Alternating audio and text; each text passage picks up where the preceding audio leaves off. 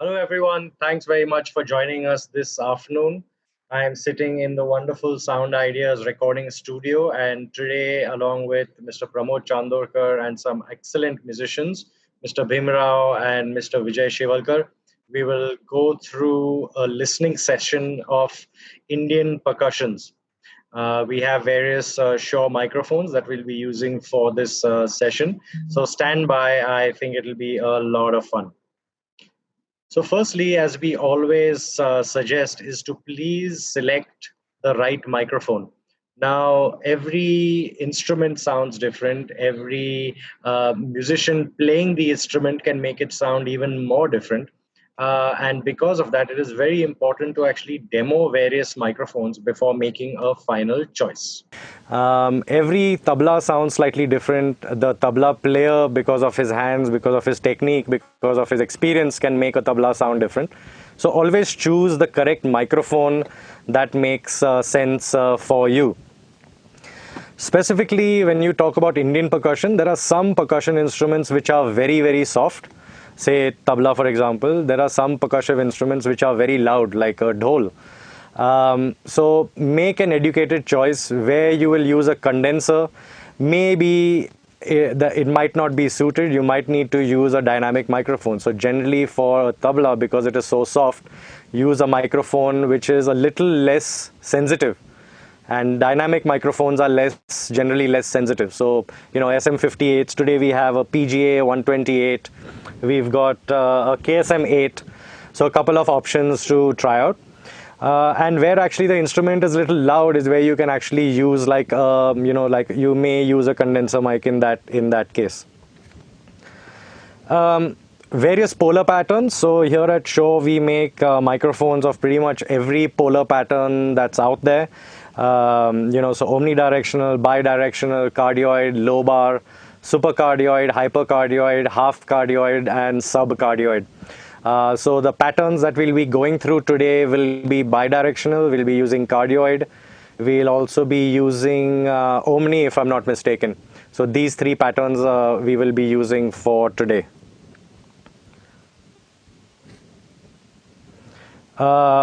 Firstly, I must say this is an amazing setting to do an event like this. You can see this nice big SSL console.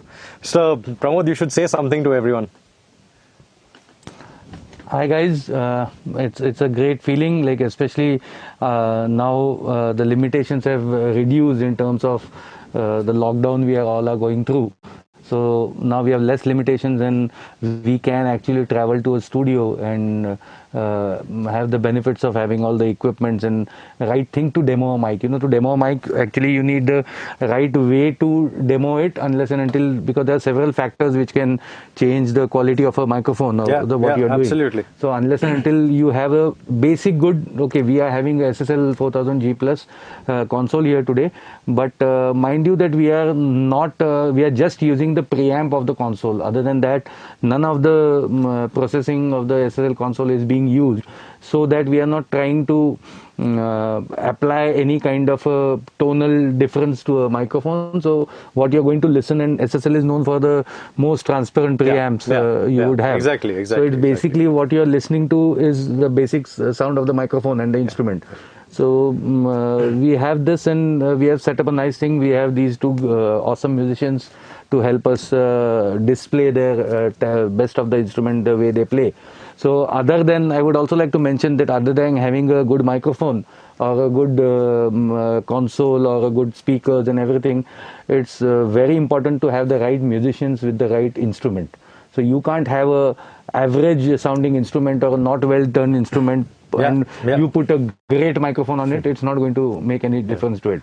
So a good musician with a good instrument is very important. So we actually, very frankly, Vijay and Bhimrao have spent almost 2 hours in setting up their instruments in the right way. We all came in here very early, to tune. So I think 1:30 we have started setting up, and they're tuning the instruments for almost an hour, putting all the effort, because unless and until that is right, no microphone is going to pick up or change any nuances of that instrument. Impossible. So that all things are very important, and like you guys will now listen to too, but we were also, when listening to a lot of these mics, I am listening to for the first time, even being in the recording business for quite some time. But I was not aware about these microphones being available, but now really they sound out of the world. Like the clean sound I'm getting out of these microphones is really something awesome, which you all will enjoy to listen to.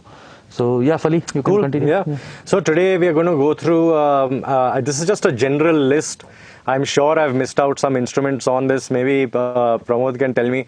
But tabla, nagada, udupot, sambal, tawil, ghatam, dholak, chenda, dhol, kanjira, pakhavaj, khol.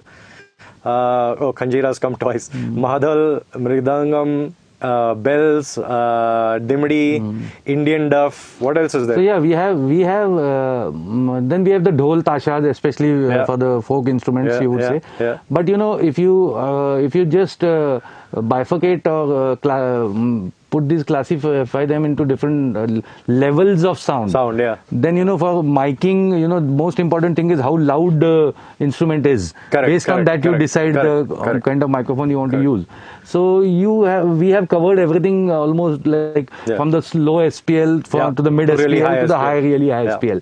Yeah. Then hand playing instruments, stick playing instruments. Those tonalities are going to change. Exactly. But today I think we are having tabla, dholak. I think we have the chanda, we have the dhols, then all the duff with the sticks and all. Also. We have the pakhavaj also there, and I think the kanjira, dimdi is what we have. Yeah. There are a lot of south instruments here, but madal and all there again they come into the softer SPL instruments. So basically, I think you just break it up into instruments like a tabla, madal that require maybe one mic in general. Yeah. And a soft. Basically SPL wise, if you define it, like that helps us to choose the right microphone. Absolutely. Okay, so let's see. What are the considerations?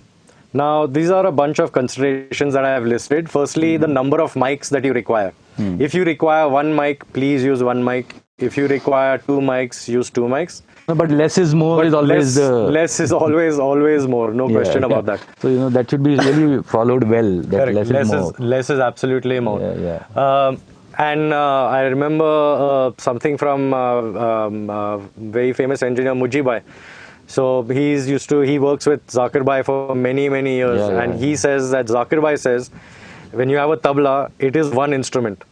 So you use one microphone on it. And a dagga, you have another microphone. Yeah, correct. So, don't if you can manage to get the best sound from one source, then do that. Otherwise, two sources. There are, even about this tabla, one mic or two mic, there is a lot of long, huge debate on it. Yeah, there's a very big debate on it. But, very frankly, as in the world of sound, we always say there are no rules. No rules, correct. Whatever works. So, best is, you should always try. You should not because, the reason I would go towards the side of using one microphone on a tabla. Correct. The reason being is the source is so close. Correct. So it's not that the tabla mic is not going to pick up the dagga, or the dagga mic is not going to pick up the tabla. So obviously it's going to have a lot of same signal going there. There will be phase issues. A lot of things. Ideally, one decent sized diaphragm, not even too big, not even too small, works very well for tabla. Correct. Next is proximity of microphone to the instrument. Now, if you use any micro other than an omnidirectional microphone, all other microphones have what's called proximity effect. So you bring the mic close to the instrument and you get a nice big low, false low kind of sound. It's great especially for tabla when you want that extra warm low end to come. Fali, if you allow me, I would like to add one thing. We have been facing and we have been discussing this for years now, and we have been also facing it as engineers when we were traveling all these times. One very important thing which the musicians should also be aware of, and engineers also. I have a special benefit because I used to be a tabla player. Correct. I am a percussionist. So with that, one important knowledge is we are so much fascinated towards the big low sound of a dholak baya or a tabla baya. And even as a musician, I am fascinated about it because that defines the punch of the instrument. Correct. But the big issue is, we very less times we focus on where is the baya tuned. Correct. You know what? Correct. Most of the times it happens, and very frankly speaking, the tabla or the dholak baya in the right tuning where it's supposed to be, trust me, it does not go below 150 hertz. Correct. Anywhere below Exactly, 150 hertz, it never goes. So and we fight, all of us fight Correct. to get that 80 hertz out of that. Yeah. We are fascinated with the kick kind of a low punch, and we are trying to, even the musician is trying to find that, that low. Now another big issue comes is, now these are skin instruments. Correct. Especially with the live show scenario, you are doing a sound check at a temperature of 40-45 degrees happening in the open air. Correct. And as it is, your instrument is so high up tuned. Correct. So then you're talking about 250, 300. Yeah. And we are trying to, the musician is fighting that, my monitor is not getting my lows. I'm not getting that baya. And I think the problem is when the musician says, I'm not getting lows, most engineers are going to that 80 and 100 hertz. And trying to boost it on the EQ. Yeah, boost it on the EQ. Or the musician wants to pull the mic closer. Correct. Now they have their ideas that if you take because that comes with the proximity effect. Because they are aware that if I take the mic closer, I'm going to get more loads. But my friends, keep one thing in mind. You say that in Marathi, I don't know exactly how to put it in English. In Marathi, you say that आडातच नाही तर पोरात कुठं नाही येणार. If it's not there in the source, is not there, how are you going to make it happen? Manufacture it? You cannot. So guys, don't fight for that. The best way to identify is the microphone is doing everything. Right. EQ is not there to get out the lows. Correct. Look at the instrument. If the instrument is not tuned at that, best thing is go there, listen to the instrument, and you yourself find out that it's nowhere below 200. Exactly. So you can't fight to get it above that. Exactly. Also with string instruments, a lot of times I'll tell you, we have faced this. For the dhol especially, dhol baya, what happens is the sound is made not just of the skin, but it's also made with the masala which is put inside the skin. That defines the tuning of the thing. Correct. On top of it, the kind of stick you're using to beat it. Correct. For long hours playing, a lot of times people, to avoid that weight in their hand, they use light sticks. Okay. When you use a light stick and hit on it, it's not going to generate that low. Generate the sound. Correct. So you are using a light stick, your masala is not in place. So would you say they do it differently? So for live, they'll use a lighter stick because they have to play long, and in the studio, you use a heavier stick. Exactly. And studio, look, again, in the studio, do they use a heavier stick? It's what you have to check. What you have to check.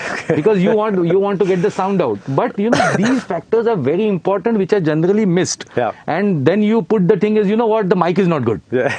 Or, this engineer is not good, or this studio, I'm not getting the low. So, just let's get together that if you don't have the right source. The right sound at the source, absolutely. A microphone cannot do anything much. Very valuable, very valuable point over there. Okay, so next point is frequency response of the mic versus frequency response of the instrument. Like Pramod said, we won't spend much time on this. But it's like if it's not there in the instrument, putting the mic is not going to make any difference. So but still at times you can have a little 80 hertz boosted. Generally you get microphones for kick which are 80 hertz. But that won't work on a tabla unless and until your baya is going that down. And trust me, there are no subs happening with all these instruments. Correct. Then next is to always check the phase, because that is important. You need to check phase.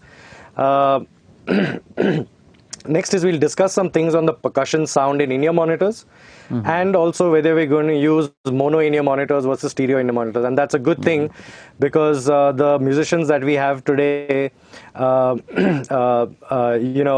they can actually give you the experience of what it sounds like mono and what it sounds like stereo. And they have been using in-ears for the longest time. Like Vijay Bhai, I think must have been the first, one of the first percussionists to use in-ear monitors. Absolutely. And then the percussion sound in wedges, whether you should use one wedge, whether you should use two wedges. If you have two mics on an instrument, especially on a tabla, what is the better practice? Should you have one wedge and send both the mics to that one wedge?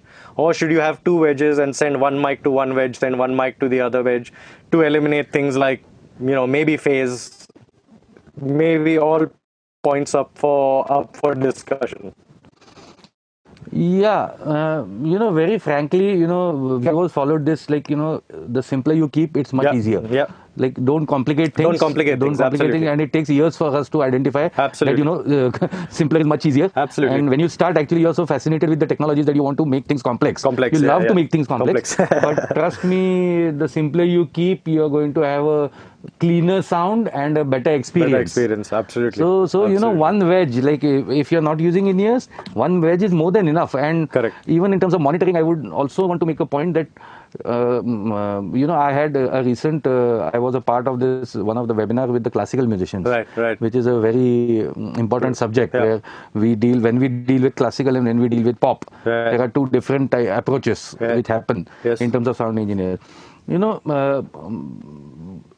I would want to make it very as an important point that wedges are there for reference of level. Of level, not of tonality, because it's not in our control that what quality of wedges coming at every show. Exactly. So it might be a reconed speaker, it might be a unbranded speaker, it can be anything. Exactly. So a lot of times what happens is musicians tend to define their tonality, but also from the other point of view, I would say that it's not false from their point of view also, because they are going to take their decisions of whether how to play more bright or to give more lows while playing based on what they're listening. Correct. But that whole debate, then unless and until you have a very good vendor who takes real good care of his equipments and he has maintained his systems in a real well. So we have been to some kind of shows, you remember that, where you just put it and it's sounding amazing. So that's the thing with the wedges, like very important. So trust your engineer more, I would say, than the wedge. And if he's telling you that especially when it comes to a loud instrument like a dhol and then a wedge right next to that, it's counterproductive, because the dhol is so loud. How are you going to get that dhol to be slightly louder than, how are you going to get the monitor to be that exactly louder it's again how even musician looks at it. A lot of people want their own sound more in the wedges than the real instrument, because if I'm saying, if I'm a dhol player, I have a dhol here and I have a wedge there, so I want, obviously this is going to be louder to my ears than that. So they eventually want that should be two times louder than this, and the whole idea is that I should be able to play softer, I don't need to put more force on it. So fine, but that's not possible, because even if that's happening to your mic is midway, so your mic is going to catch that before my ears. Exactly. So rather I would say that take a little bit of dhol, because you are knowing what you're listening to, and have other instruments in your wedges so that you can sync with them in a proper way. Absolutely. So if we understand these points in the right way, it will be smooth for the show to happen. Absolutely. So first we'll have a look at a tabla type instrument. So I've put tabla, nagada and similar. But the main difference between the two is the nagada is played with sticks. So naturally it's a louder instrument. And I think nagada also being a larger bass, it also gives you some lower frequencies. Little lower frequencies. Correct. I am a firm believer in treating these instruments as one instrument. So if you use that one mic and it works, great. And if for whatever reason you think you need two mics, use two mics, but just try and make sure that you don't have any form of phase cancellation. So here we've put two mics and they're kind of almost at the same position. So when we we are demonstrating both. So when we turn them both on, it did not seem like there was any phase problem. But we can flip the phase on one of them and just show you if there was a phase problem, this is what you might. And again, Fali, I think that also plays a very important role, because we have put both of the mic. The sound is not reaching any microphone later. We've put them exactly in the same time. So that helps us. That helps definitely. So less phase problems. Lows, like I said, 80, but that is it's a fake low. It's not actually being generated from the mic. You can hear it because of how close the mic is actually to the bias. And unless and until especially if you tune the dagga to generate 80 hertz, it will sound so loose. So there'll be no punch in it. It won't give you the real, because the kind of bowls they play on dagga, where you have a bowl just with one finger and you have a bowl with three fingers, and when you yeah. do different combinations of Correct, it, correct. there are several bowls coming out of it at different frequencies, correct, at different correct, pitches. So you know that correct. won't really come out. Absolutely. Yeah. And the thing is, I think if you have it with a full band, like with drums and maybe in a typical Bollywood Masking, scenario, there is a so lot of then you're masking actually happening. masking it, because that 80, 100 hertz, 60 hertz is all where the kick drum, the bass guitar, everything sits over there. So now you're actually And fighting with what is already also there. another important point which we have also faced, like in a big orchestra or band on stage, where are you placing the tabla is also very important in terms of getting the right sound out of it. Sound, correct. Because it's very important. If you remember, Fali, we take a lot of time to set up the rider and we decide where each instrument is going to sit. Exactly. So engineers need to be taken into consideration to decide the position of the instrument, because if you are putting a drum tabla just right ahead of the drum kit, you are bound to get screwed because the whole drum kit is going to leak into the tabla microphone. Absolutely. Or you have a bass amp near a tabla. You're gone. Exactly. So you should define positions where you have soft instruments, loud instruments, and accordingly do that. Absolutely. So then the microphone choice will also be good enough. Yeah. Correct. Exactly. So then we'll have a look at instruments like Dhol, Dholak and Pakhavaj and similar. Again, primary difference is that Dhol is played with sticks.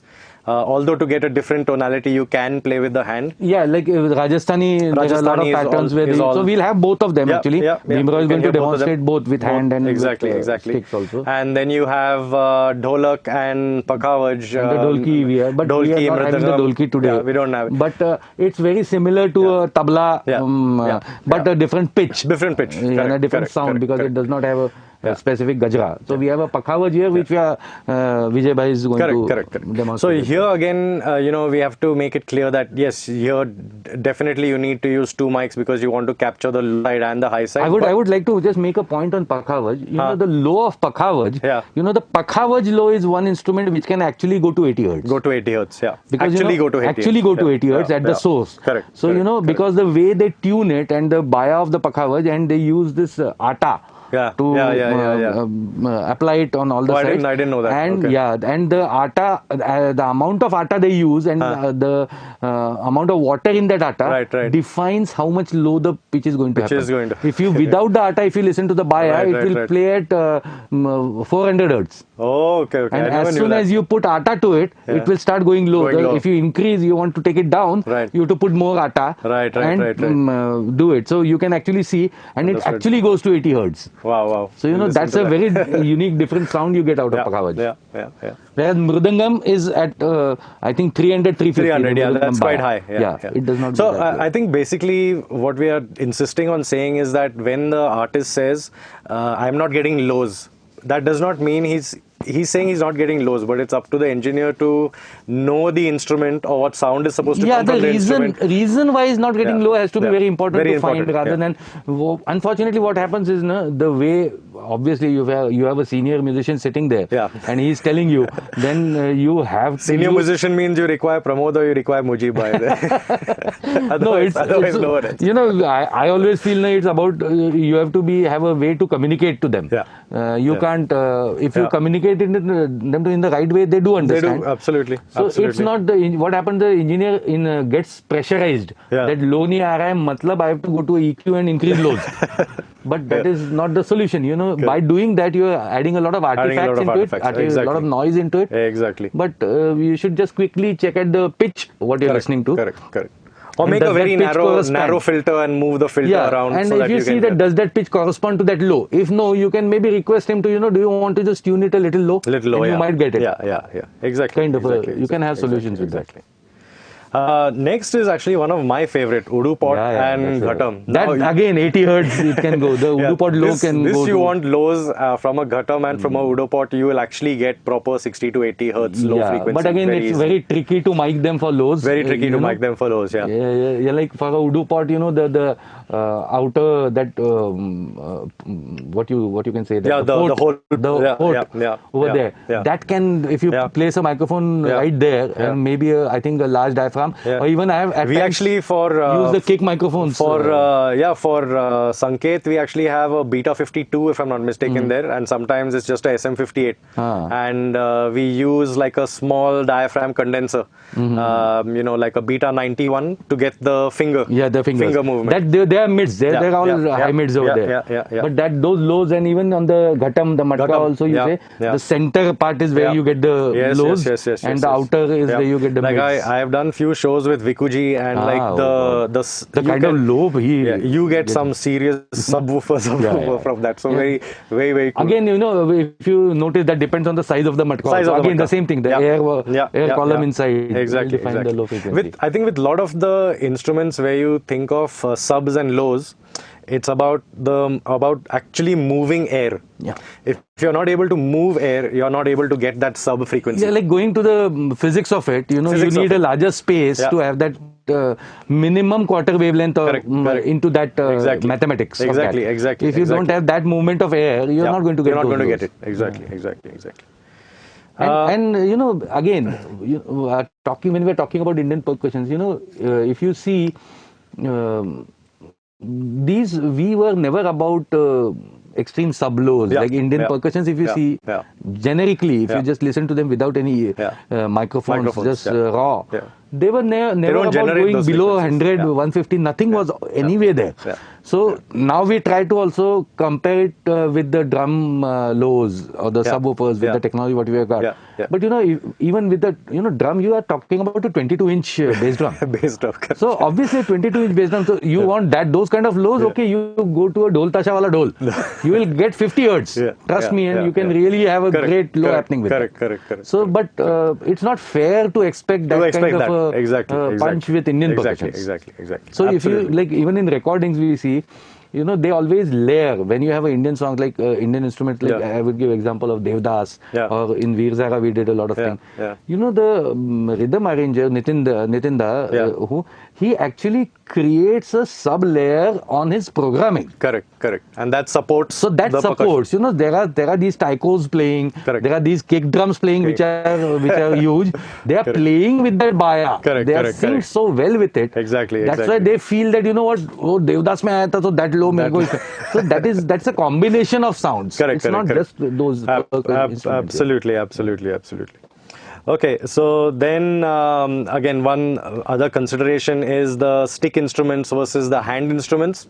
So because they tend to be a little softer, you have to be careful of using high sensitivity or low sensitivity mics carefully, especially when you're using stage monitors. Okay, because the high sensitivity mics, now they are prone to feedback. So I know a lot of people, actually the SM81 is like a very used mic in the Indian classical circuit for tabla. But there are some that use it very carefully, whereas they want that big sound of the SM81 to come on the PA, but they are okay if it is softer on the wedge to avoid the feedback. So as long as you're in that situation, an SM81 is actually brilliant to use on the tabla, but it is a condenser. You have to be careful of and again levels in your monitors. Level. Then also what happens is there has to be a mutual understanding between the engineer and the musician. Because you have also faced that the sound check level and the show level. So obviously if it's really going to hit peaks, the engineer is going to go and change the gain structure. Exactly. Because you are then distorting the sound. It's not going to. I've found for tabla of late when I work with whenever we do shows, I add a little compressor on it. And if I'm doing dholak, I add a compressor on the chati. If I'm doing dhol, I add a compressor on the chati. Tends to bring up the transient. But what happens? What I feel, I have a different take to this. Especially with this kind of a approach, when the level at the source changes, the compressor is going to put it down. The effective output. It really changes. The sound, it changes, and we can make out that this is a compressed sound. So rather if we have the right cooperation from the musician, then we don't need to put that compressor. We don't need to do that. Exactly. So actually, we are using the compressor to protect. To protect, exactly. Rather than to get good sound. You get the transients out, but these instruments are so, like, if you listen to the bowls, the tiragita and all, there's so much dynamics happening at the source level. Exactly. So you have to maintain those dynamics. If those dynamics get changed, then the whole pattern is not going to sound the way it should be. Correct. So that cooperation is very important. Correct. Overall, still, one of the main consideration is when you're using any of the softer instruments, try and maintain a low stage volume. So, try not to get into, I'll give you all an example, like when I first started working with a very famous Punjabi band, they used to have, a lot of Punjabi bands, so you can imagine the amount of percussion that is there. 24 wedges on stage, plus front side fills, plus back side fills. Oh, God. And if you're on one day, if you're an indoor venue, you're 24 You don't need a PA. You don't need a PA system. You don't need a PA. You don't need a PA system. That happens. So you need to be little, and the thing is, and you have to figure out how to convince them. So I think we did one show the way they do it. And then the next time we said, now you do one show the way we want you to do it. It's all psychology. It's all psychology. It's all psychology. Exactly. You have to figure out a way, and it's different for everyone. Absolutely. So you have to figure out a way where that that bonding, that trust is important. Trust is important. Once that trust said, like Zakir Bhai, like Mujib Bhai can go and put a SM58 for Zakir Bhai, doesn't matter what play. Doesn't matter. Or if it's not a Mujib Bhai, a U87 will also not do. He will not be satisfied with it. So it's a very important bonding. Absolutely. I mean, from that one, the second show which we did was all in-ear monitors, and the singer was very happy. And because the singer was very happy, now the whole band had to adjust to using in-ear monitors. So then our work started. Now this is the problem. Okay, what can we do? So slowly, after a few shows, full band was now on in-ear monitors. And especially with loud instruments, the musicians have to, and we have this whole competition of I should be louder than the other. So, that's what leads up to this. And like obviously, a person who is playing with his hands. Versus a person playing with a stick. Obviously, the stick is going to be louder. Obviously. So, it's to get a collective sound. It's a teamwork. It's not a solo show. And I think one more, since you said that, there are some times where you have to play the instrument with the hand, and sometimes you have to play the same instrument with the stick. Like the duff, for example. So there are some songs where it requires the hand thing. That communication has to happen before. So you should know, in this song, I'm going to be playing duff with sticks. So you accordingly adjust from the console. Okay.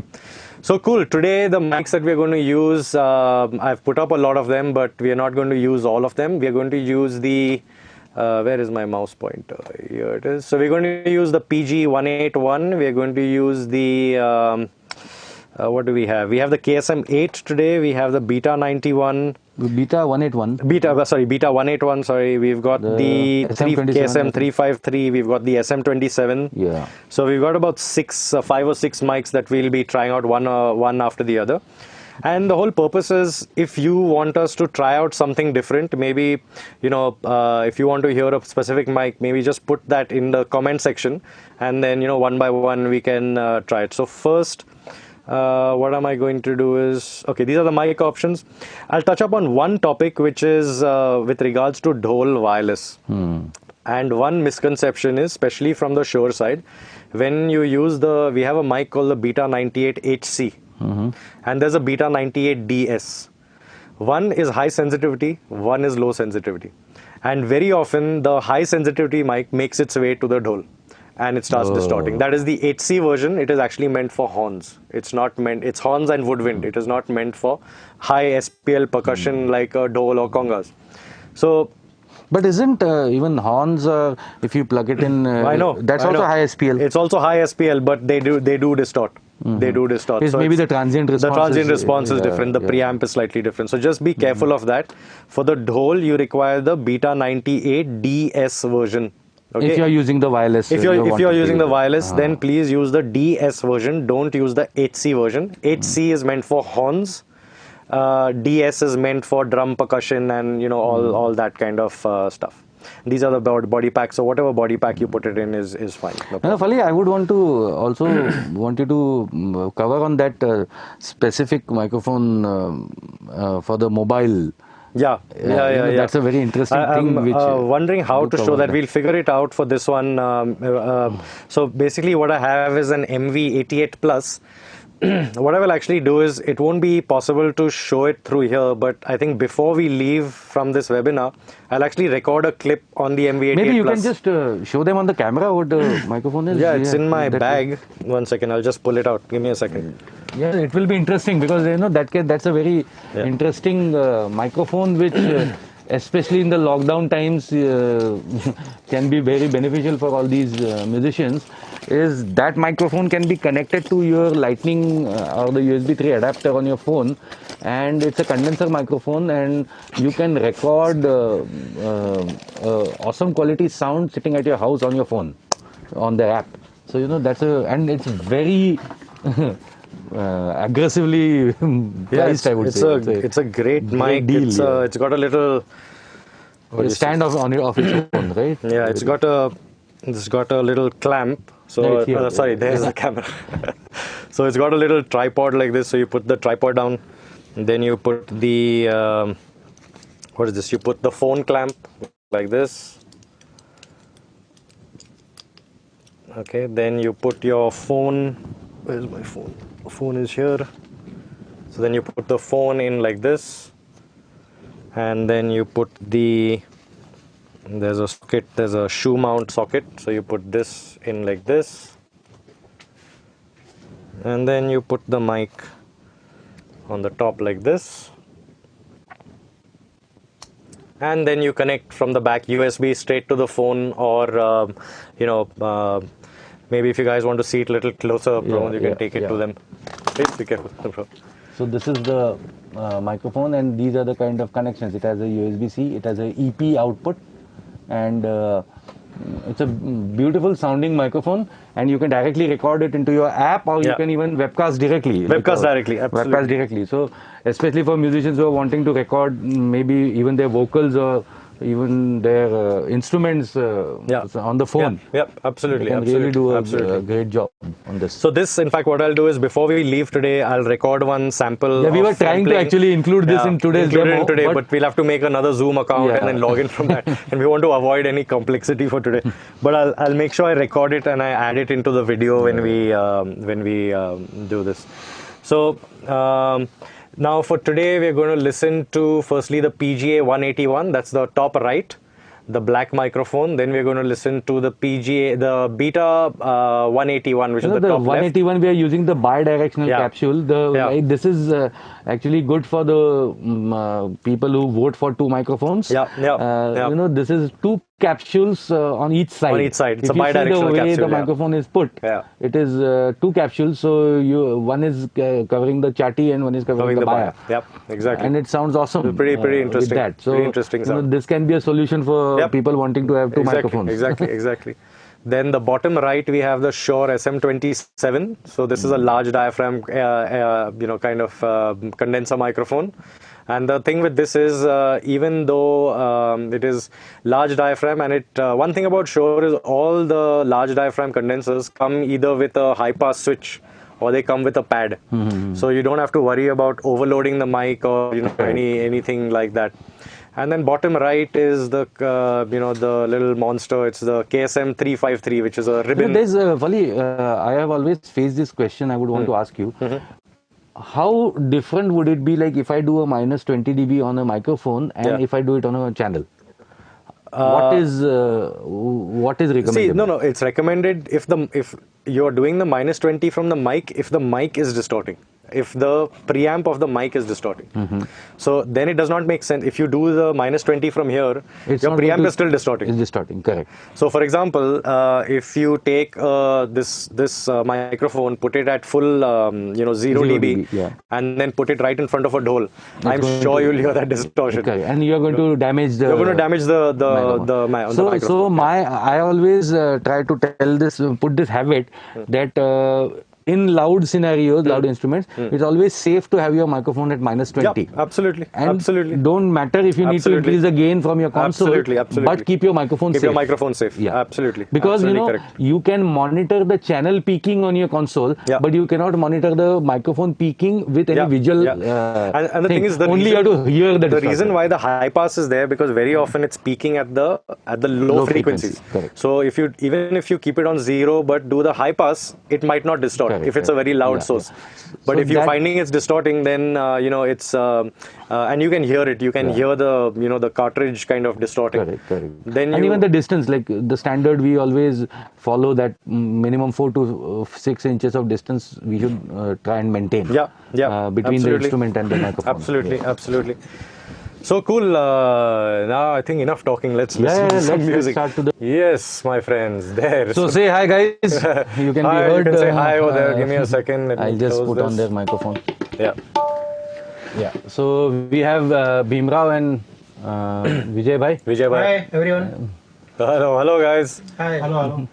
So for everyone that does not Mr. know, Menezes is showing a thumbs up from there. Yes, Mr. Menezes, we can see you. So everyone that does not know Vijay Bhai and Bhimrao, they are probably the best percussion guys when it comes to tabla and dholak that you can find. When they play dholak, it actually sounds like a compressor is already there. It sounds, I don't know how to describe it. It's something that has to be, that you have to experience. So Vijay Bhai is of course with and surprisingly, we were looking at the presentation. Sonu ji has also joined us. Sonu Nigam ji is there, so great. Vijay Bhai, ठीक से So Vijay Bhai, boss is here. So Vijay Bhai plays with Sonu Nigam ji and Bhimrao. Even Bhimrao also. Bhimrao also, so on the large band. orchestral events, Bhimrao is there. Basically, we are having all the Sonuji's musicians, like Roger is Sonuji's drummer. So today Sonuji is also there. So sure, we should do some session with Sonuji on vocal. Of course. So great. Welcome Sonuji, welcome all of you. Welcome everyone. Thank you firstly everyone for doing this. And just in case everyone is wondering, we are using proper precautions.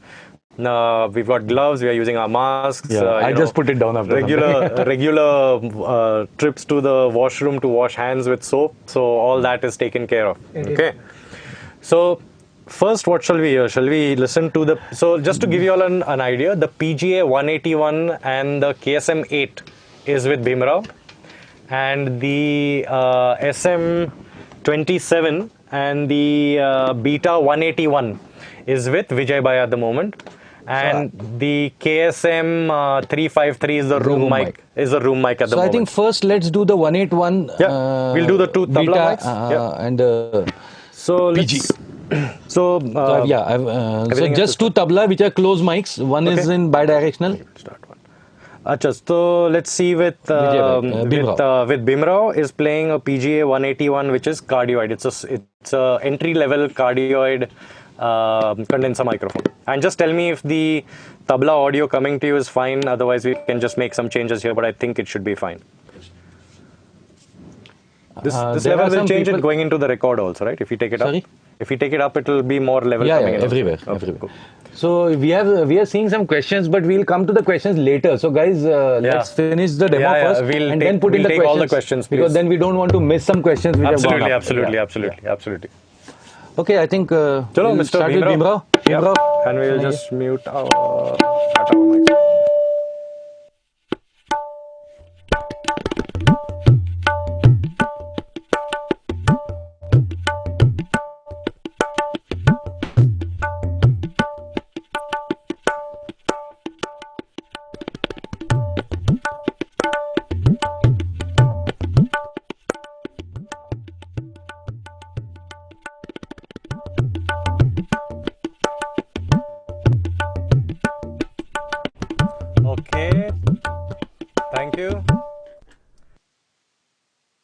And then the PGA, the KSM 8, which is it's right next to the PGA 181 in the same line basically.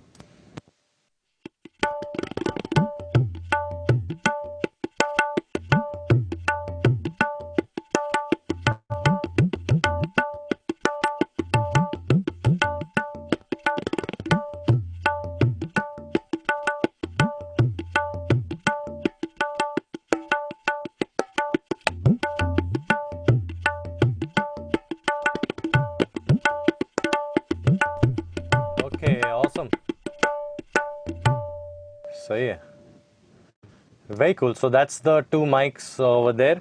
Now, You want to take both of the mics together? yeah, I wanted to just mention one thing, that is, firstly, the KSM8 is meant for vocals.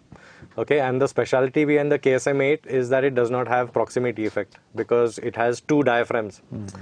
So you'll firstly, the main difference that you'll notice is that the first mic you'll get much more low end because of some proximity effect, but the second one you're not getting as much low end, and that's because it does not have proximity effect. Correct. So it's meant especially for singers. Basically, you know, when you hold the mic very close and you get that boomy sound on, you know, most other microphones that you don't get. The KSM8 is built for that. So now let's listen to both together, and then what we'll do is we'll flip the phase to just show you what if the microphone is out of phase, what it will sound like. So first we can play. I'm turning on the PGA 181, and then I'll also turn on the KSM8. It's multi-track.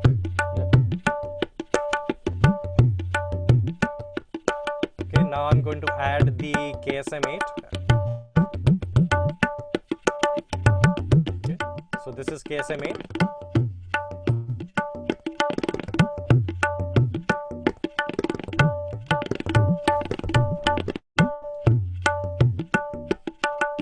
So now these are the mics are out of phase. Okay, you can hear it sounds very, it just sounds very weird.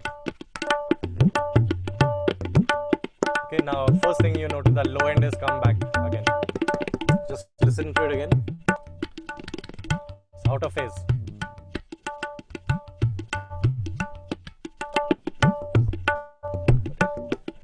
So, thank you, Vibra. So I guess if you're using two mics, then just make sure they are as in the same position as possible, basically. Yeah. Cool. Let's try Vijay Bhai Beta 181. I'll turn it on now.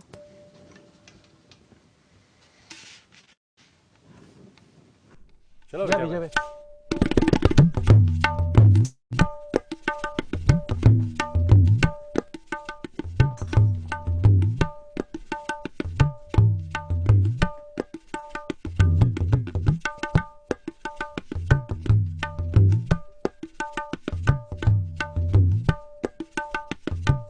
Okay, awesome.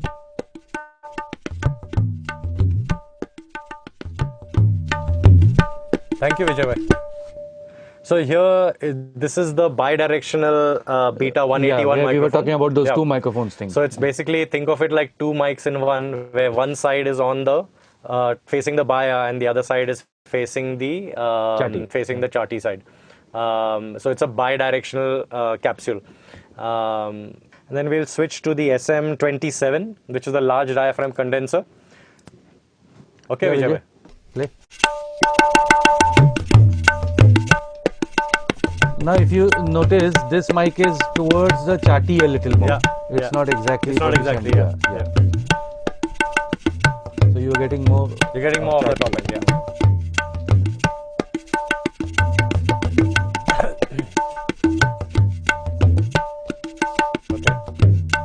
Okay, Vijay Bhai, thank you. So there's a thing from your old student, Mr. Atanu Mal, who wants to know if we have a regular SM58 over here to actually compare. Yeah, we can do that. We can do that. Why not? Because that is still the most popular tabla mic at the moment. So we'll get it ready in the meantime. We'll put a SM58. Cool. The large percussion sound that you hear in the Bollywood songs, how many layers of percussion are usually there? It actually depends, you know. You can, in the earlier times, actually, we always compare the large cinema sound to earlier. So with that cinema sound, you know, it's more other than the layers. You know, earlier there used to be, say, 4-5 tablas and 8-10 dholaks and all those things together. So, you know, if you see, they used to balance it. Like a 10 dholak sound with 4 duffs. Or 5 duffs. Right. So, you know, it's they're balancing the SPL. If you look at that. And the big sound actually does not come with layers. I would rather say the big sound comes with the room. Okay. So, you know, you can't. Should we listen to this? We should actually add. Just listen to 2 tablas. Close mics. And then we just add in the room sound. Okay. So these what you're listening to right now are the direct mics. This is the 181. Now I'm adding the beta 181. And now I'm adding the room mic.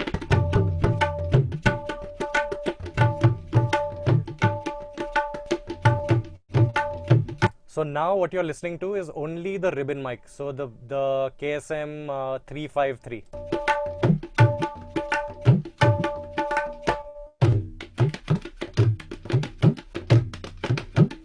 Put it collective. Get that up a little bit.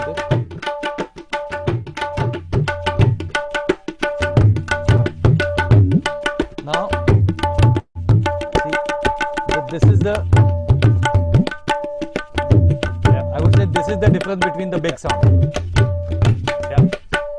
You get that room addition. Correct. Correct. That actually makes it big. Okay. Thank you, Vijay. Awesome. And when you have this room, while getting most of these things, what we do is we always record the room mics separately, and after all the layers we have, at times then we balance all the room mics versus the spot mics. Spot mics. Yeah. And that gives the big sound. But you know, that is not very much possible in live scenarios. Correct. Okay. So now we'll check the SM58 first. Yeah. हाँ Bhimrao.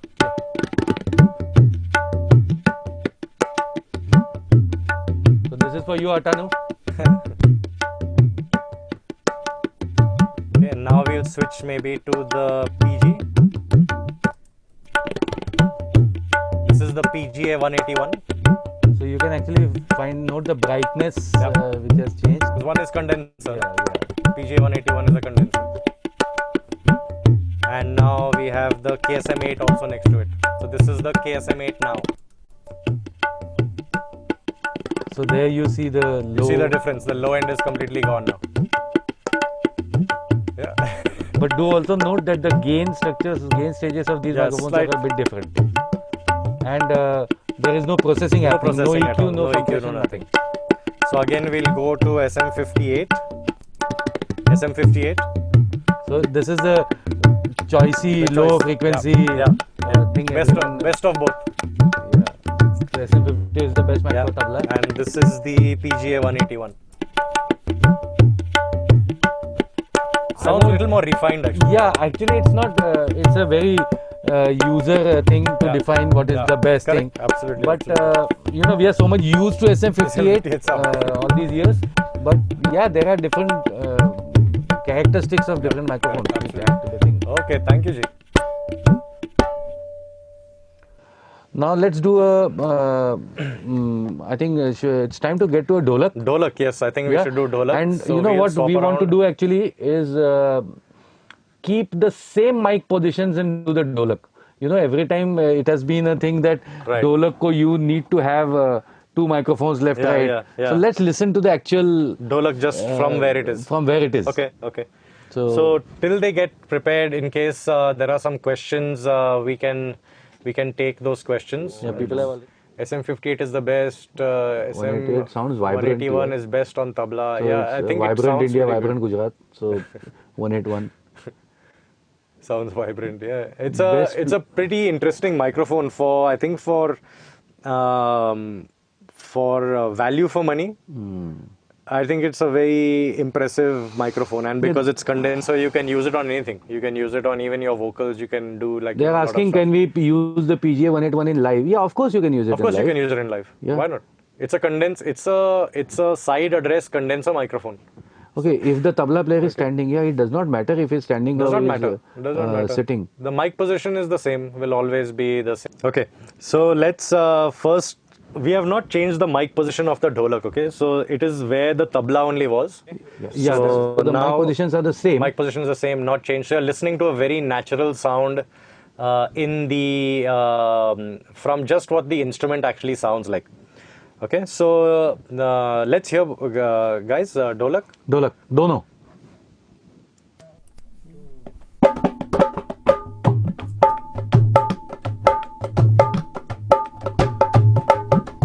So this is the. So this is first the PGA 181. Start the beta also. So this is two microphones. Two microphones are on.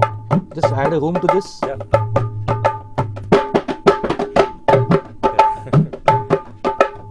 So we have added a room mic on this.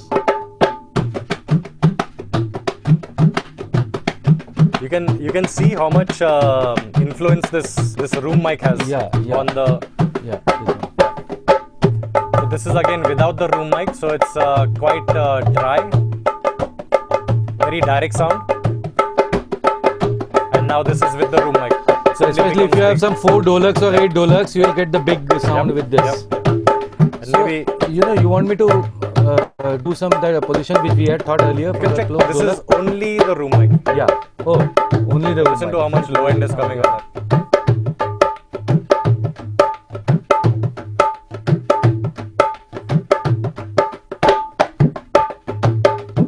Okay.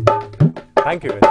So, Fali, would you like me to ask the questions for you? Yes, please. All right, let's do He's this. a little far away. I can't see them. Yeah, no Can't see the worries. writing. Let me help you out. Okay, so this question came in. Supercardioid, is it good for tabla or dholak? The supercardioid mic, you have to be a little careful because means it has pickup from the back. Now we are using the bidirectional in a very interesting way. So we're using it in the center so that one side picks up the baya and one side picks up the chati. So we are using it in a very interesting way. Now, if you use supercardioid on a tabla, it's not ideal. Why? Because the pattern is very narrow. And for the tabla, if you're using one mic in the center, you need a little more. You need a little more space. yeah. So supercardioid is not ideal actually for tabla. But the thing is, we are using the bidirectional microphone, but we are using it very carefully. Okay, so you have to be careful. You have to be careful about that because we're using one side to pick up one, other side to pick up the other. So unless you're using it like that, it's fine. But supercardioid, I think, as traditional mic, Yeah, I would is a not little want to difficult. do- yeah, it's yeah. not. It's not. A standard cardioid is better to use. All right. Yeah. Next question kind of connects to that. Would you recommend a figure 8 polar pattern for recording the tabla? What are the issues one might face? Not much based on what we are listening to right now. Yeah, but So- figure eight. If you look at the position, if the tabla is here and you are doing this mic, you are going to use these point, and bidirectional is what we are Yep. trying to do a similar kind of a thing. Exactly. So you can do a figure eight, which is. As I said, there are no rules. You have to Yeah. try it, and if you like the sound, Try it, and if you like the sound, Basically, exactly. I have not Alright. tried a figure eight, so Yeah, I've actually never tried a figure eight Yeah. before. This is the first time But I'm it's an actually trying interesting it. thing. Like if you try, please let us know. I think Pranil Desai asked that question, Yeah, so I think if he can. So, try but and just let us know. remember the PGA 181. Okay, the big black microphone. That is a cardioid. Cardioid. Okay, that you can't change the polar pattern. But the if you have a mic where you can change the polar pattern, or the beta 181 with the bidirectional capsule, then you're good to go basically. That's what we are using right now. That's what we're using over here right now. Yeah. So right now we have done an interesting. If you can show. Yeah, let's, Are there any questions more, Chiku? You want us to answer? Yeah, there is. How important is a room mic? As if you ask me, that's the magic. Yeah. Room mic is the magic. So unless and until you don't want to do the magic, you don't use the room mic. So that's the secret actually. It's you a know. game. It's a game changer. It's a game basically. changer. So in a recording, if Yeah. you want to really have as we discussed some time ago, that the big sound question when it was asked, you can. I have not come across any other technique where you can get a big sound No. without using a room mic. And for any instrument, whether Any it's horns or whether it's, Look, anything. I would put a simple physics to it. Like, when there is so much of when you listen to an instrument in a room, when you step into a room and listen to instrument, you're listening to it not just the direct sound, you're listening to a lot the of reflections. reflections Exactly, in the room. exactly, And which are wanted. Exactly. So exactly, if you exactly. don't capture those reflections and with a closed mic, you are not going to capture all those Yeah, reflections. yeah, yeah, So you're using a a close mic to get the most of the direct sound. But a good sound is a combination of direct and reflected sound. Yeah. So some of the biggest sounds that you hear, like from back in the day, or if it was, rock and roll albums, where they used to have the drums down, and then at the top of a stairwell, which may be 100 feet up, is where they have the room mic. So they capture the full ambience so of that even stairwell. with drum kit, if you see, the room mics and the overhead mics is the main sound. That's the main sound. Absolutely the main sound. So the spot mics give you all the transients, the clarity. So it's a good combination of room and that. You cannot miss the room mic or not have the room mic. Awesome. Okay. All right. Next question. What difference the riser makes while recording? Good question.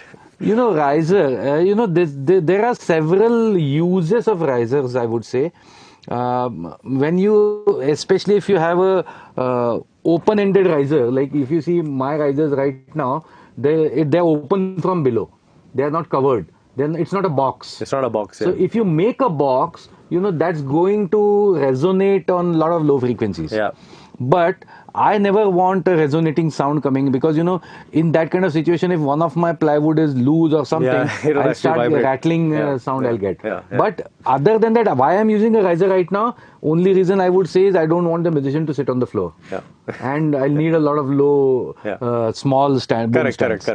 So other than that, but risers are used for several purposes, like people want to have those resonance sounds. Correct. But I think they were used like that on earlier days. In not today's time. Today's time, mostly it's for the comfort of the musician. And I think even like say Vijay Bhai or Bhimrao, they're sitting on chairs in any case for live shows. For live shows, they sit on chairs. And they have a stand for the tabla they have made.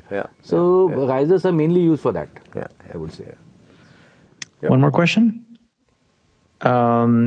Can you tell the audience what is the room mic being used right now? Oh, the room mic? The room mic is a KSM 353. So it's one of Shure's ribbon microphones. And a little speciality about that microphone is that it's made of a component called Roswellite. So it's very different from some of the other room mics in the fact that it can handle very high SPL. So you can actually put that right in front of a drum set, guitar cabinet to when you very loud percussion, and it can handle the SPL, which most other ribbons will not be able to. So that's a KSM 353 ribbon microphone. And you should be able to see it at the top corner of your left corner of your screen. You should be able to see. So the complete microphone is not seen because I moved the camera position. And we are a fair distance actually from the percussion. Actually, if you see, I think this is almost 5 feet. 5 feet away. 5 feet away. Yeah. It's between them, but it's about 5 feet away, and up in the air kind of thing. And again, I would like to make a point here, talking about room mics, my room is not a very big room if you see. You are seeing almost the full room in the camera you are seeing right now. It must be like 10 to like 12, 13 feet. By 10 it's not a very feet. Big room. Not very big room. No. And height is also around 11 feet, 10 to 11 feet. So, even that can give you a good sound. Because, a lot of times you have questions where like I have a small home studio kind of a thing. Exactly. But, you should use room mics and get that. So you should be able to see it a little more clear in your picture now. So it's in the top left corner. So that's the room mic that you hear. I think for studio especially, I think the direct sound is great, but the room is what actually gives you. That's the magic sound, actually. The room sound always makes the magic, and a good balance between the spot and room. Exactly.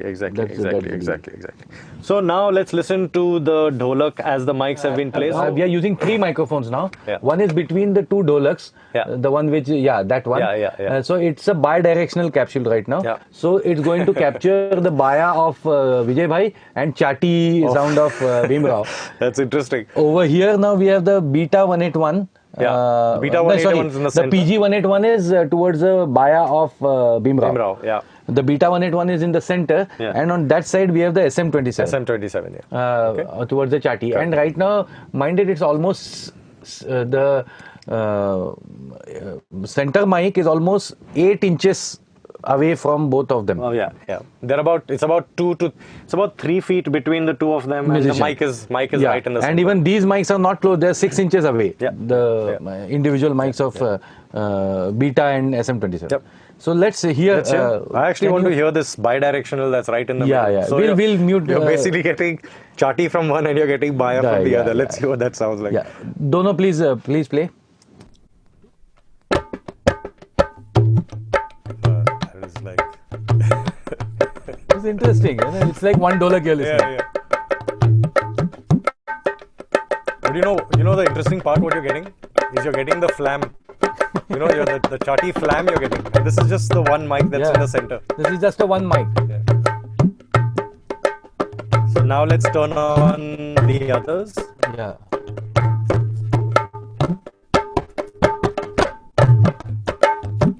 So this is now all three on. Now you cleanly get the low end, nuances. Now just add the room mic. Yeah. This is with the room. Now we have 4 mics in total.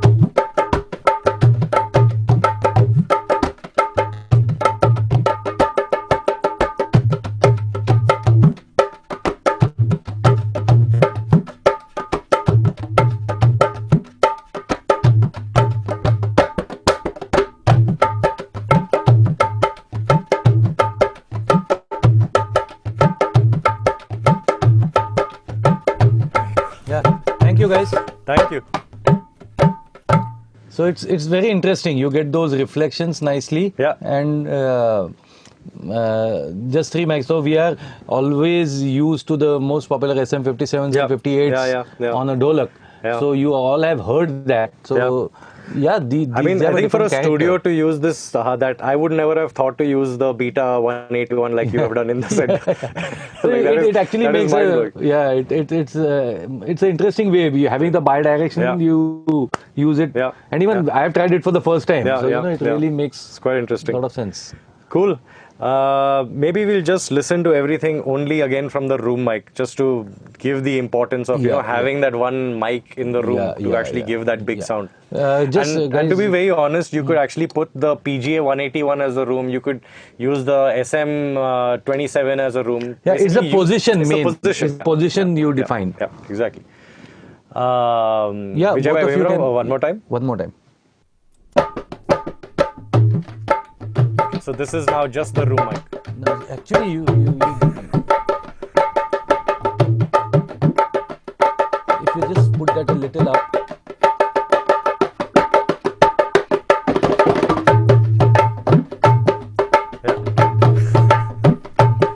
You actually, and because of the distance of the instrument from the microphone, actually, if you see, you get the clean nuances, and you have enough headroom left. Exactly. So with the closed microphones, you hit the meters so fast. Yeah, exactly. So you have so much of headroom left.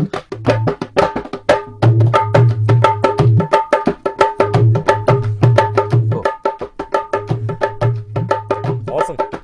Thank you. Thank you. So guys, you should actually try whenever you're trying your next recording to just get the room mic, and trust me, you do multiple takes and have different things, and you can actually get the right balance to get that. Yeah. Which polar pattern is the room mic set to? There's no setting. It's a ribbon by default. It is bidirectional, so that you don't have. Any ribbon microphone is bidirectional. And which preamp you are running through? No, it's just directly coming running through the desk. channel. It's running through the desk. It's coming directly to my SSL channel. No processing in it.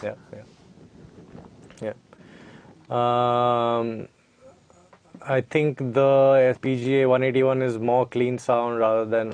See, the thing is, what the mic sounds like is always personal perception. You know, it's a personal, you can, that's why there are so many microphones. Yeah, that's why there are so many microphones. So, if it sounds great to you, you can always try it on several instruments and come for a conclusion that what sounds good. But yes, I do agree with what you're saying. Right. But, the right thing will be trying it with different microphones. Exactly. You can't be unfair to the others. Exactly. Okay, shall we shift to some other instrument, and meanwhile we can take some more questions. So we've got a question. Is the gain level different for the 4 microphones? They're kind of the same. The ribbon requires more gain. So if I have to tell you in terms of... And we were riding the fader a little bit on the ribbon microphones. So in terms of clock positions, if you want me to tell, most of the microphones are at 10 to 11 a.m.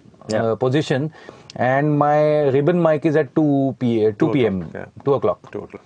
So if that gives you a fair idea on... But we tried to match positions. the gains as much as possible before but we got audibly started. rather than looking at the knobs. Yeah. We have tried to match the gains audibly.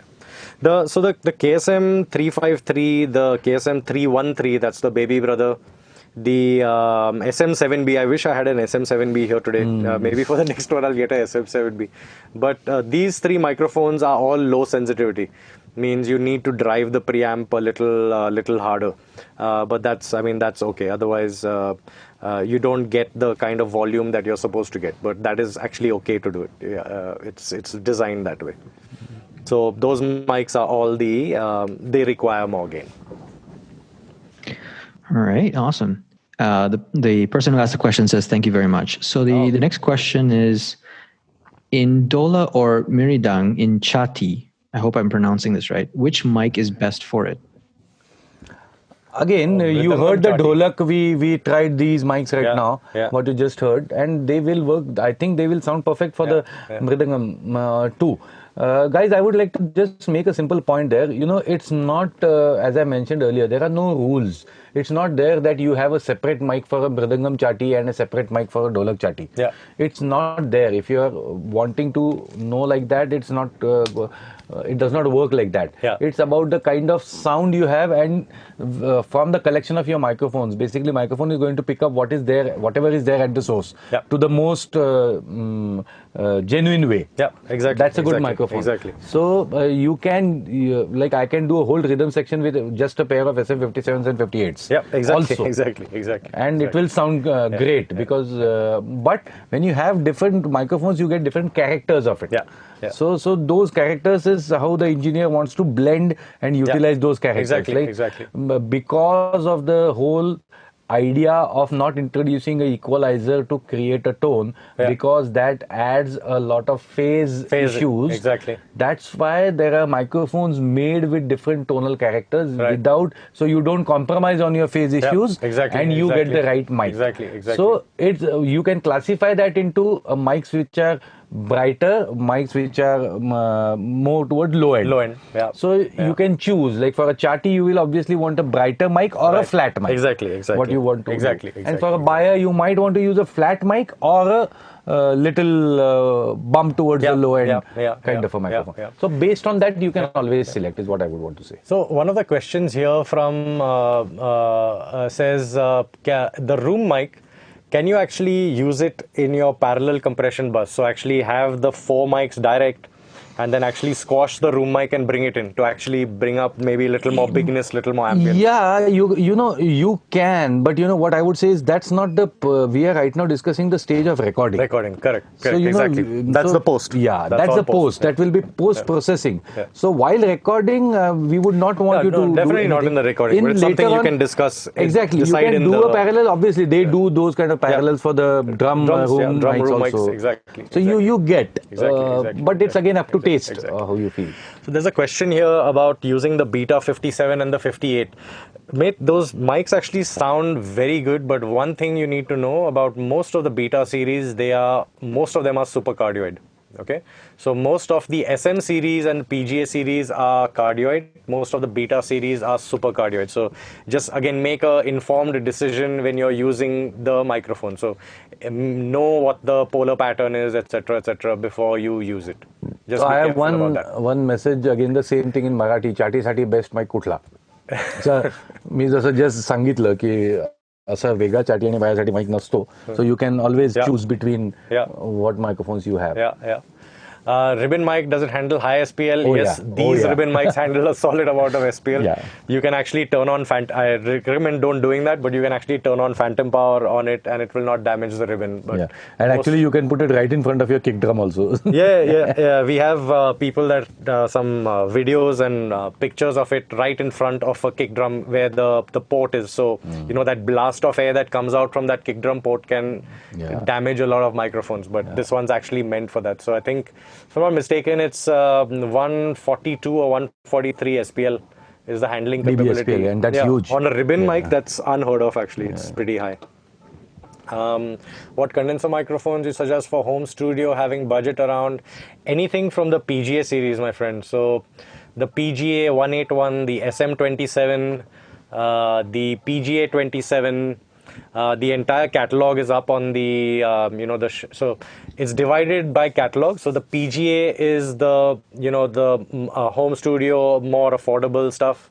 The SM is next, the Beta is next, and the KSM is next. So anything from the PGA series, and even the SM27, for example, it's not a very expensive mic, all things considered. Actually, what I see is they're very fairly priced, the range. Sure. Actually, that's very true. It's not that, there was this conception that expensive mics only sound good. Yeah. That's not the case. Even I was pleasantly surprised when I'm going through all these microphones. They really sound great, and for the price range, they're awesome. For both of us, in fact, even for me, even though I work with Shure, I have not heard most of these mics before. Yeah. So the PGA 181, I've heard once before on a drum set, and I was blown away. And they're very fairly priced. It's not. So you can try. This is interesting. Mic placement for tabla players who play ghungru tabla. These musicians who tie ghungru on their hands. Okay. And play tabla. Okay. So you have a ghungru as well as that tabla sound, additional high frequency sound. Okay. What microphone, it's rather than, I would tell you, especially then if you ask me, I would not want to use a condenser mic on that. Absolutely not. Because, a condenser mic is going to definitely pick up those high frequencies very brilliantly. Yeah. And then you can't control them. So a good dynamic microphone, I would say, I don't know. You can even say a Beta 58, even a SM58. See, the thing is, if you're concerned about what mic to use, by default, I think the SM58 you can pretty much it can use have on for anything. But on that, to control the ghungru, you have to have a very good rapport with the musician, where he can reduce the amount of ghungru he's tying on his hand. Right. Especially. Right. So that can be a good thing, and they also have a different thing. The way they sit is they put the tabla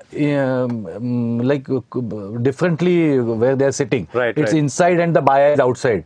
So actually that gives you a good separation. There you can maybe have a different sound microphone for a baya. Correct. So you can use that thing. Interesting.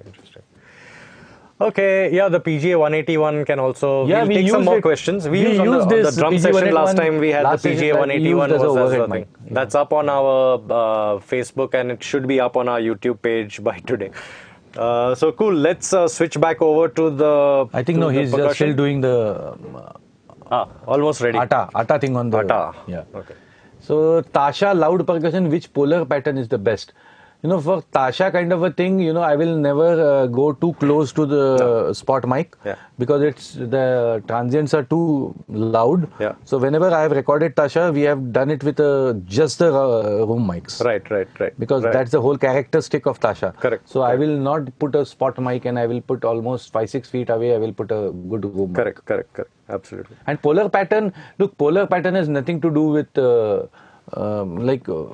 selection of polar pattern. It will depend on where you're placing the mic and which side of the microphone are you having the instrument. Correct. So if you're having nothing, so you can have a cardioid polar pattern. Exactly. And because you're in a room mic, you're not, or if you put an omni, you'll get more reflections. So you can try that out. Exactly.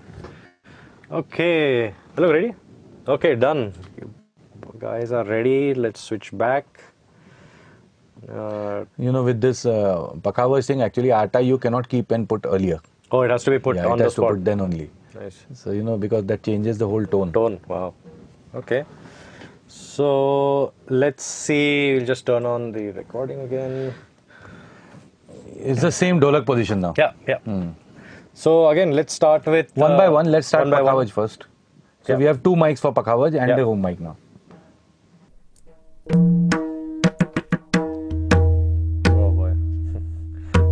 End you were talking about. This is almost up to 100. Yeah.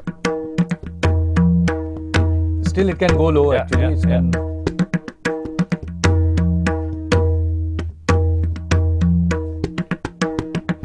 Guys are getting the Pakhavaj sound? Yeah. Can you confirm? It's right? 11.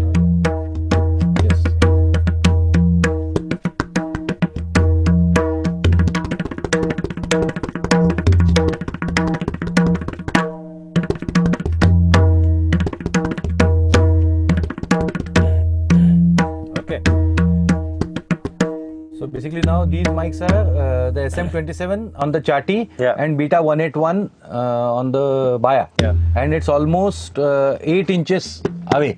Yeah. 8 to 9 inches away. विजय भाई वो आटा जो डाला है ना वो दिखाएंगे सबको. हाँ. दिख रहा है ना actually you can see. Yeah. You can Just see point to that it on for the Baya. anyone that's board not aware. डाको आटा कड़े हाँ. See that. See if you see that's the आटा. That's the atta that's So on now he the. increases. ये तो उतरेल ना आता. हाँ ज़्यादा. हाँ. Now when he increases the atta. Oh. See, it's suddenly gone. Yeah. It's couple of gone hertz lower. down. Yeah. और कम किए तो Wow. I've See, never. it's suddenly gone so high. So you know the right tuning Correct. will only give. Now Correct, you will correct, say that correct. there is no low coming. Correct. Absolutely. Superb. Okay, let's listen to Dhol. The Dhol, yeah. 1 second. एक minute, with Pakhavaj we didn't check the room mic. Okay. So let's listen Vijay, to. please play Pakhavaj.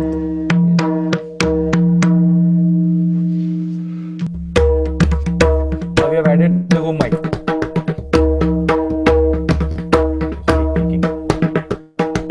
Now this is just the room mic. Now this is with the direct spot mic. mic. Yeah. So you see the space you suddenly get with the room mics.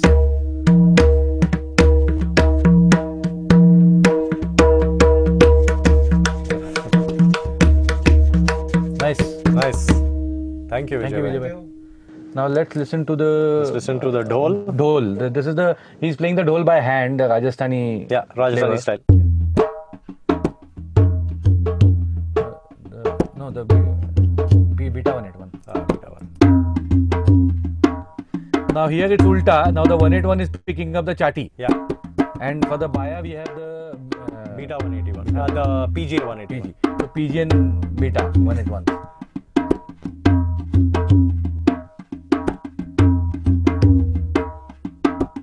He's just adding that low. You just heard? Yeah. And now we'll add the Add room the mic. room mic. See, it just adds in a life to it. Yeah, it adds life to it. Now we have some creative things happening here. Vijay bhai, you just add what you were playing with that. Both play together.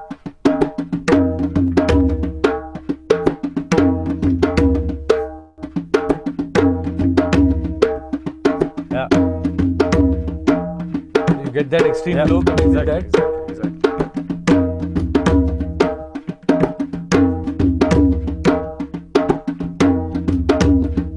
Awesome. Great. Awesome. Thank you. So just Dhol again and just show the room mic Yeah. in and out. Dhol please, only Dhol.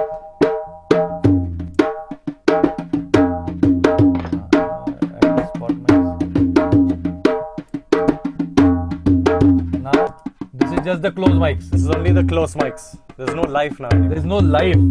Unless and until you hear the room mic, you don't get that. Yeah. We were happy with this. This is Yeah. sounding nice. Yeah. Now this suddenly adds a life to it. Great. Thank you, Vibhav. I think you can get ready for the duff. We can remove the platform. Okay.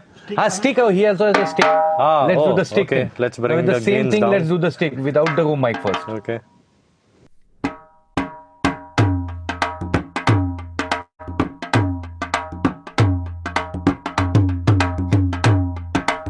Now bringing the room mic. See the magic. Just cut the spot mic. Now, if you actually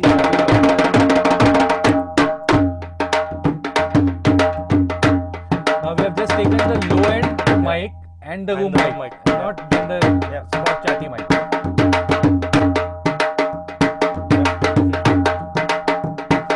Okay. Thank you.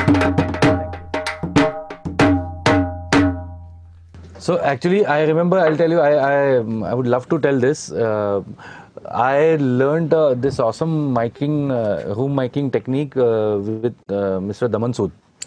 Yes. the While I legend. was doing this film Veer Zara, Okay. so we had that song which had 2 dhols in it, and it's a whole Punjabi. You can whole Punjabi song. So, Sood Saab came out and we were trying all these typical regular miking positions of close mics, spot mics and all. Yeah. And Sood Saab came and he said, just remove all of that. Yeah. And he just put one mic in center. Mono. Yeah. Yeah. One mic in center Yeah. as a room, and it was almost, I would say, 5-6 feet away. Yeah. Straight mic. And he said, okay, now play. And that's where I learned this whole thing of importance of. Yeah. No, we used to use the room mics, Right. but that we were this skinny unless until we have that Chati and Baya both mics, it's not going to sound right. And experience comes and teaches you, an experienced person. Right. And that was like an eye opener. You suddenly see, and he just put one mic, and he was so confident. Yeah. And you go inside and hear those Dhols were sounding like they were right on your face. On your face. And so awesome. So thanks to Sood Saab and all these seniors who have taught us and these awesome techniques of how to use it. Chico, we can take some questions. Yeah. Hey, Foley. Sorry, I had to reconnect and I lost the previous chat, but there was one question. I can take. I've just moved it to a different screen. Okay. What's the one that you remember? And then I'll take this one, which is here. You'll take some questions. I'll just quickly. Yep. Yeah. Okay. Someone was asking Atta ? As in. Yeah. I assume What do you make they're chapatis from? yeah. Yeah, what do you make chapatis from? That's atta. So it's actually used to on the low side to actually build that, to get that little more lower sound. So the more you put, the more bass you get. And if you don't put any, then it actually sounds. When you don't have any, it's in the 300 odd range. And when you add that amount of do, then it actually comes down to, it's in the really low. It's 70, 80, 100 hertz in that whole range. So it's actually atta. Yeah, do. It's like wet dough that you just make chapatis from. That's exactly what it is. There's another question. Can we get this video on any of the platforms? Yeah, of course. Once it's taken and I spend my weekend editing it, it will be up on our Shure YouTube page, Shure Facebook page. So once we get done with, we're just going to check one more set of instruments, and then I'll give you the links for all these various pages, and also who to connect with regarding all this stuff. But it'll definitely be up and available very soon. Will a dynamic mic get damaged with phantom power? Nope, absolutely not. So a dynamic mic basically does not see phantom power. So you should not be doing it, but if you do turn it on accidentally, nothing's going to happen to it. It's not going to respond to the phantom power, so it doesn't matter. How would you room mic? What kind of miking techniques would you use? Say with a Dhol, Tasha and Daffs, how would you place the players to get a balanced output? Pranad, it's very simple. Think of it this way. If you have a close mic, think of if you had a Dhol and you put your ear to the chati and you listen to it. How is it going to sound? It's not going to sound correct. Think of if you stand 3 feet away, what does it sound like? Then move 6 feet away, what does it sound like? Then move 8 feet away, what does it sound like? And use that to actually position the room mic. So if from 6 feet away, it sounds massive, put the room mic over there.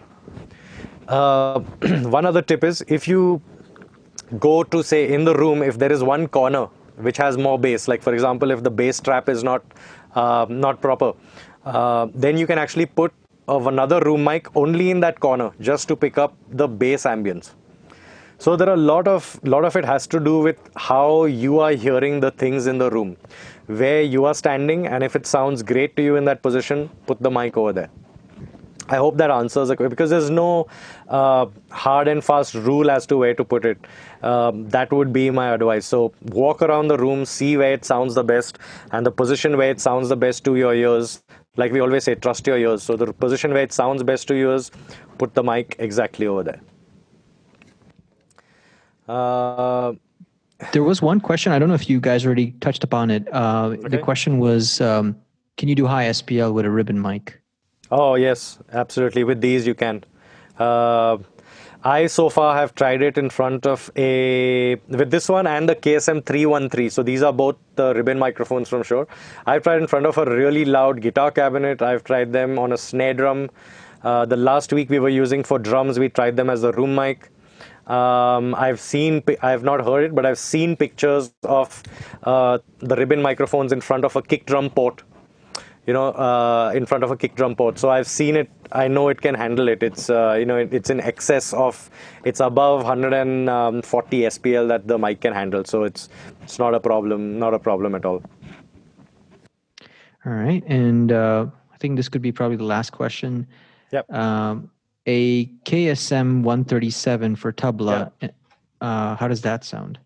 Versus an SM81. I would love to know how it sounds. At the moment, I don't have one of the KSM 137 in the demo kit. But the surprising thing is why I like the KSM 137 a little more is because you have a little more control on the microphone itself.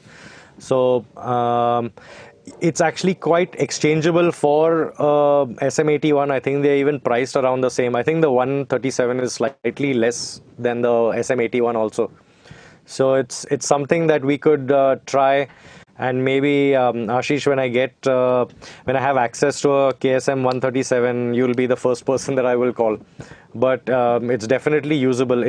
Think of it like an upgraded, maybe a more I don't know what's the right way to say it, but it has a slightly different tone to it from an SM81. It's a little more silky sounding. So it's something we can definitely try and demo out, and then you can make a decision. I think with all of this, unless you try the microphone, you just never know, what's the outcome going to be.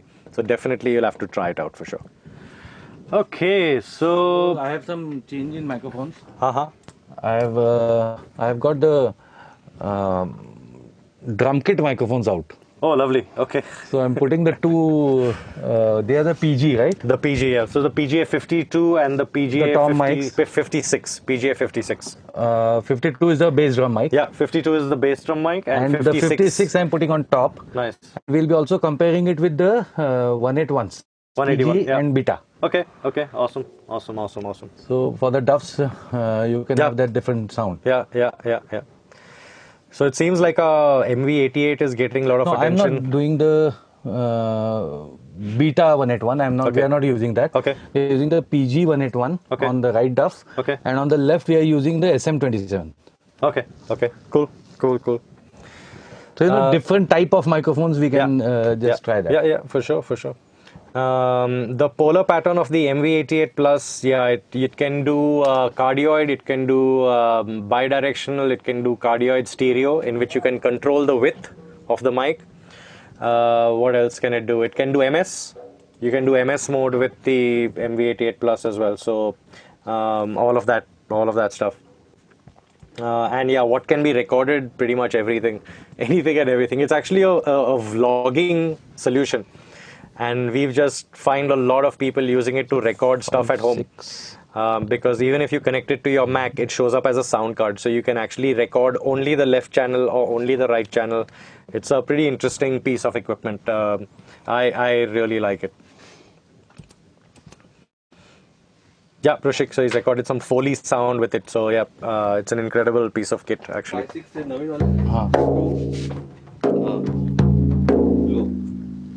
Just stand by till we get ready. Yeah, and the low is... there you go. Okay. Okay. So I think we are ready. Cool, we're ready. We'll switch back to the room. Just give me a second. 24 FPS. There you go. I think for the next video, I need to buy an HDMI switcher. Okay. So, yeah, cool. So now just to give a brief on, if you see the microphones, we are going to demonstrate. Bhimrao, can you just point at the microphone when I say, okay, that microphone is the beta, the PGA 181. PGA 181. Yeah. And this microphone is the... this is the PGA 56. PGA 56. It comes from the drum kit. It's from the drum kit used range, for the tom microphones. Range, And over there, Vijay, can you point at that microphone? That is also a PGA 56. 56. And that one is an SM27. SM27. That's the vocal microphone. The vocal mic. And below niche ka, Bhimrao just point that. Yeah. Over there, we have put that microphone. It's a PGA 52. It's a PGA 52 kick drum microphone. Yeah. So that's only for one Duff. Yeah, so we can demonstrate. Exactly. So first, let's listen to the PGA microphones. Both the Duffs played by hand. Okay. Yeah. So can you just 1 sec. Okay, Vijay bhai, can you just play both the Duffs by hand? Both of you.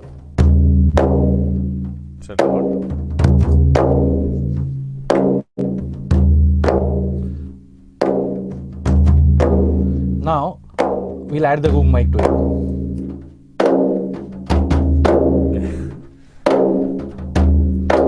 But now you actually see there is some phase. Yeah. We hear the phase. Now you can hear it. Let's. Yeah. See. So I just inverted the phase of the room mic. Yeah. If you can note, I'll just go back. You will see the difference. See, the lows are suddenly missing. Yeah. Exactly. On the room mic. So now if I go get the phase inverted, now you suddenly get the lows. Yeah. So this is now the live. Just see. Even if it is not played by stick, you are missing the life out of the whole sound. Out of it. Exactly. See, now just put. Yeah. Now let's add the low bottom microphone. Yeah. Yeah. You can now really hear that low end coming. Now you'll just cut the bottom mic. Yeah. Cut the room mic now. This is room cut. So this is just the tops and the bass. The top and the bass. Very dead. Now cutting the tops also. This is just the bass. This is the bass. PGA 52. The distance is almost 6 inches. Yeah. These are just the spot mics. This is how normally people record, and then they say that the bigness has not come, and they try to get it by adding reverb. No, this is a good reverb machine. Yeah. The room mic. The room mic. Yes, absolutely. You suddenly get a hold of the resonance. Absolutely. Okay, guys. Thank you. So here, Fali, I would like to also demonstrate one thing. With these kind of resonating instruments, you have a lot of issues with are faced while recording. Is a lot of sustains. And the resonances. Yes. So there is a very nice technique we always use. I would like to just present that. It's a moon gel. Moon gel, You moon gel. So just put the moon gel on both the Duffs. Now, as soon as you put the moon gel, you see the resonance goes down. See. Yeah, exactly. Now Much you tighter. get a tight sound. Much tighter. Yeah. Play both of you. Dono ko.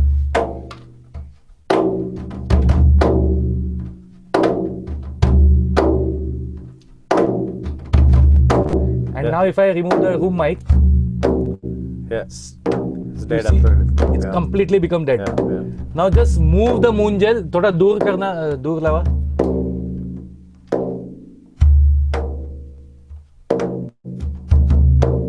Yeah. Now you get the resonance again. Now you get the resonance, but it's still a controlled one. Yeah. Correct. Exactly. So, thank you guys. So the position of the moon gel also matters. Right. You can try different positions. Correct. Even if you don't have the moon gel, there's another desi technique of doing that is just put a handkerchief.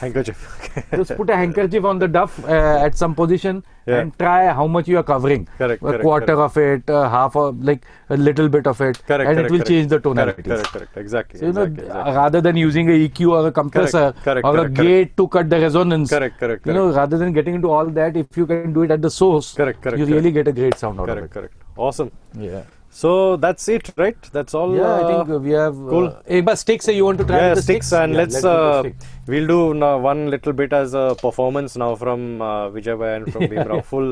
Full action. All gains will be brought down slightly. Thank you. You want to put the window up there, zoom, so we can see the questions there. the other one. I can't. Okay, 1 second. Let's just bring these. I'll just put it down. This is the whole level. Okay. Yeah. So this is all the mics on. Yeah. So now these are just the close mics on. Keep Yeah. playing, keep playing. Now suddenly the life has gone. Yeah. And the room mic comes in, Yeah. just brings in all the magic into it. Yeah. Just the room mic you want to play. Yeah. Just the room mic.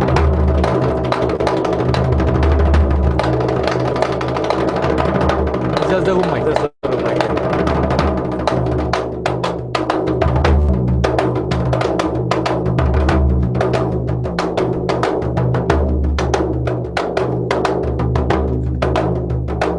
Awesome. Yeah. Great. Thank you guys. Thank you. Thank you. Awesome. Awesome. Awesome. Wow. Wow. Wow. Too Oh, good. it was good fun. Good Too fun. good. Good fun. Okay, so that was any other like questions are very left cool. to answer? I think I learned all the thing about the Pakhavaj and the Atta. I never knew that. That was mind blowing. Like mind Yeah, blowing. that is. Too good. Too good.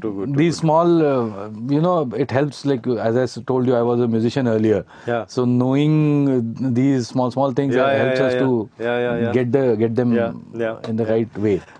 I'm monitoring the chat. Yeah. Okay, So is there any okay, questions? Yeah. Okay.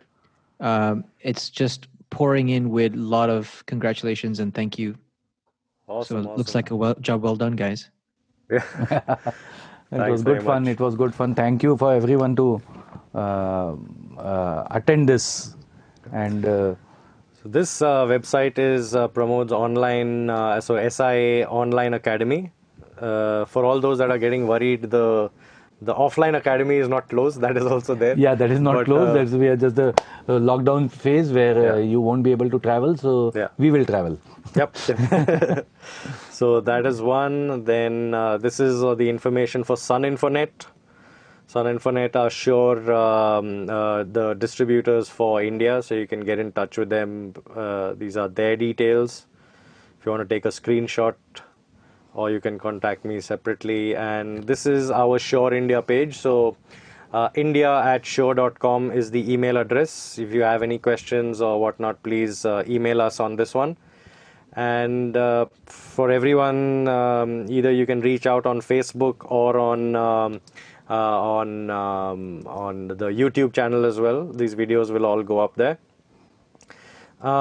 This is the Shure learning management system. So this is the email address for that. So you can register. You can do a lot of courses from wireless to wired mics to a lot of things like that. So we encourage everyone to please you can visit these sites and do it. These are all the international and the global webinars will come up here, and the local webinars will come up on the Shure South Asia YouTube channel. So in YouTube, if you type Shure South Asia, you will get our channel, and same for Facebook. So Facebook South Asia, you'll get our Facebook page, and YouTube South Asia, you'll get our YouTube page. That is it. That is it. That is it. Thank you. So we had a great time exploring all these microphones and everything. Yeah. Even Good Vijay fun. Bhai and Bhimrao, thanks everyone. Thank you very much. We'll just spotlight the camera back there. So yeah, Vijay Bhai and Bhimrao, your camera is on. Thank you very much. Thank you for being part. Thank you everyone. Thank you very much. And so thank you Chiku. Thank you for inviting us and doing such interesting sessions, which also excite us a lot. And we'll be coming next week again with several. I think next week we'll have another session where we are doing the congas. Next week we're doing Western percussion. Western percussion. So I think that will be very cool. That will be also interesting. We'll have a lot of congas and timbalis and other musicians joining us.